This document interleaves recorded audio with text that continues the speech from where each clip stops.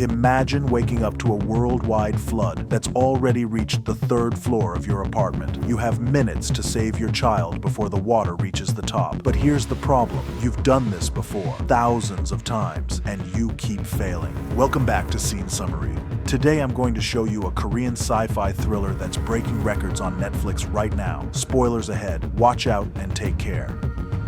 You're standing on a helicopter landing pad on top of a skyscraper. The entire city below you is underwater. Your 6-year-old son is somewhere in a flooded apartment building, and you're being told you have to leave him behind. Not because you want to, but because humanity's survival depends on it. This is where we find Anna, and this moment will haunt her forever. But let me back up, because nothing in this story is what it seems. It starts like any other morning. Anna wakes up in her apartment on the 3rd floor of a high-rise building in Seoul. Her son, Jane, is already awake, excitedly talking about wanting to learn how to swim. She's a widow. Her husband died in a car accident that went into water. She's an AI researcher who works on something called the emotion engine, a project trying to teach artificial intelligence how to feel human emotions. The rain outside sounds heavier than usual. Then she hears it, a sound like thunder, but constant. She walks to the window, and what she sees makes her blood run cold. Water, not rain, not a flood creeping up from the streets. Seawater is already pressing against their 3rd floor window like they're living in an aquarium. In seconds, the glass explodes inward. The apartment fills so fast, there's no time to think, only react. Anna grabs Jane, and they start climbing. The water is rising impossibly fast, swallowing floor after floor. She kicks through a neighbor's door, then another, always moving up. The stairwells are rivers. Other residents are screaming, panicking, drowning. She can hear the building groaning under the pressure. As Anna climbs with Jane, her phone rings. It's Hijo, a security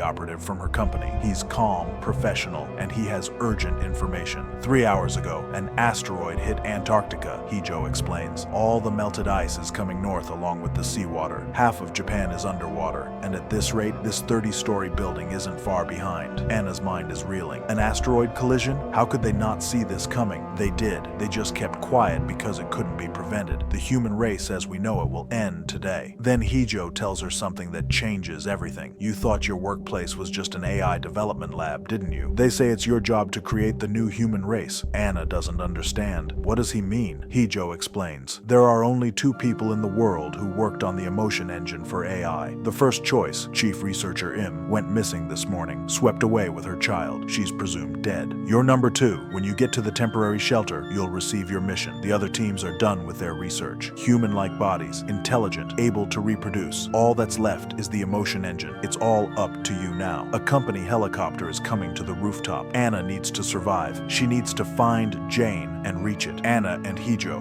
who joins her in the building, navigate through the flooding structure together. They encounter other residents, some helpful, some panicking, some turning violent. They find a young girl named Jisoo trapped in an elevator, drowning. Anna tries to save her, but nearly dies. Then something strange happens. The situation shifts. Anna has another chance. This time, she uses a broomstick to pry the elevator doors open. She saves Jisoo, but memories are bleeding through. Fragments of other attempts. Deja vu so strong, it's like she's done this before. Hijo gets kidnapped by looters. Anna searches for him, fights them off, and together they escape. Jisoo decides to stay behind with her grandparents. Throughout all of this, Jane keeps disappearing. Anna is frantic, searching floor after floor. The water keeps rising. Time is running out. The security team that's supposed to help her isn't actually helping. They're trying to stop her from finding Jane. They want to force her onto the helicopter, alone. They attack. Anna and Hijo fight them off, barely surviving. And in the chaos, Anna starts to remember something crucial. Anna looks at Hijo with recognition. We've met before, she says quietly. You died on the rooftop, don't you remember? And suddenly, the memories flood back. She's done this thousands of times before. And Hijo, he's been part of this loop too.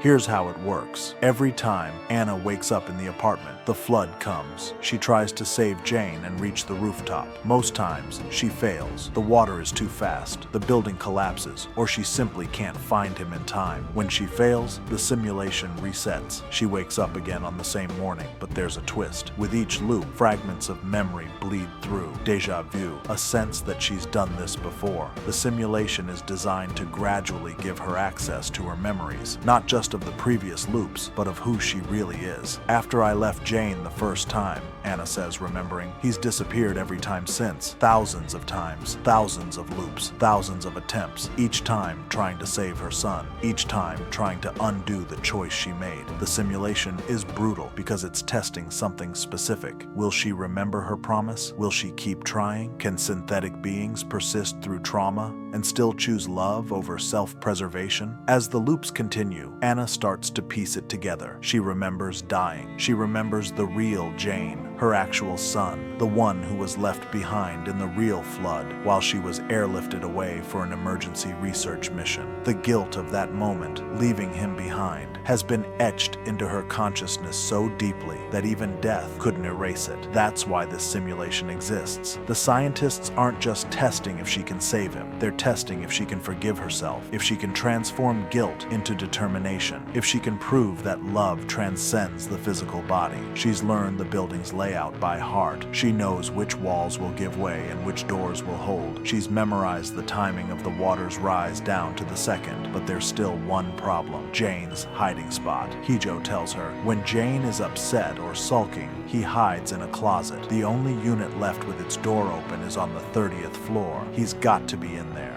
In this loop, Anna understands Jane isn't in the main apartment. He's hiding somewhere he feels safe, somewhere connected to his fear of water, his desire to swim, his trauma from losing his father. Anna fights through the security team. She reaches the 30th floor and searches desperately. She finds a closet near the stairwell, almost completely submerged. She dives down. The water is murky and filled with debris. She can barely see. Her lungs are screaming for air. She's about to give up when her hand touches something small, soft, a child's hand. She pulls Jane out of the closet. He's unconscious but alive. She performs CPR even as the water continues to rise around them. He coughs, sputters, opens his eyes. Mom, I've got you. I promised I'd come back. With Jane in her arms, Anna fights her way toward the rooftop. The water is rising. The building is collapsing. The security team tries one last time to stop them, but Anna and Hijo fight through. They reach the roof, and there, with the floodwaters rising around them, with a massive wave approaching, Anna makes her choice. In the original timeline, she left Jane behind and took the helicopter. She survived. She lived with the guilt. Not this time. Anna holds Jane close. She looks at the approaching wave. She understands now what this simulation is really testing. Shall we dive together? She asks him softly, remembering the game they played that morning. I'll count to 30, she says. The wave comes. Anna and Jane dive together into the water, not trying to escape it, not fighting it, choosing to be together, choosing each other, choosing love over survival. They drown together. Cut to earlier, to the real world before the simulation. Anna is dying from injuries sustained during the research mission after the real flood. She's in a medical facility, wounded, fading. Let it be me, Anna tells the scientists. The experimental subject. Send me in with Jane. They explain what will happen.